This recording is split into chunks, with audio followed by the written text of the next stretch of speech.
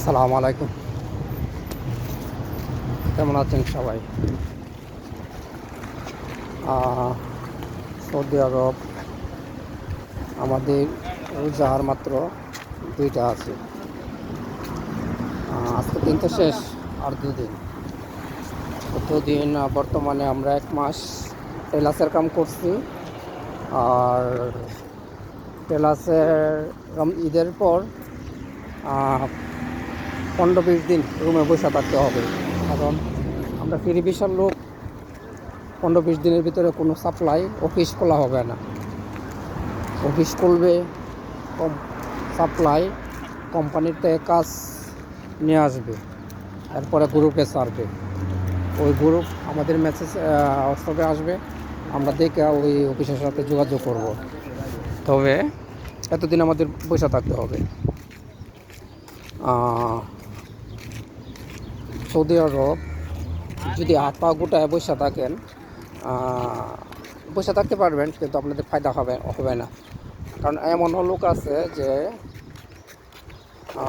Saudi আরবে আমাদের সাথে আছে, ওয়াইফাইয়ের ব্যবসা করে, বিকাশের ব্যবসা করে, টেইলার্সের কাম করে, দেশের থেকে লোক নিয়ে আসতেছে, কথা বলছেন। ওই 3-4টা ক্যাপশন ধরে নিয়ে বসে আছে।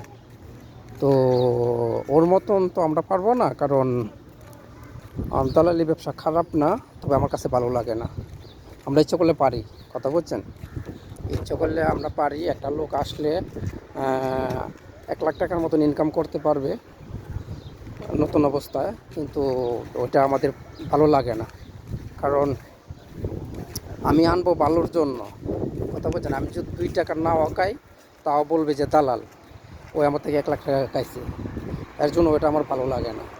আর বিশেষ করে এখানে কফিল, সৌদি আরবের কফিল কোন সময় কী করে কেউ বলতে পারে না। দেখা গেছে কি আকামার টাকা নিয়ে খায়া বসে রয়েছে, কিন্তু আমি তোর কাছ থেকে টাকা নিছি, টাকা নিয়ে কফিলের দিচ্ছি। কফিলে যদি খায়া বসে থাকে, তাহলে লোকে বলবে যে আমি টাকা খায়া লাইছি, কথা বলছেন। এর জন্য এটা আমার কাছে ভালো লাগে না। আপনারা ভালো লোক ধরে আসেন, ভালো কিছু করে।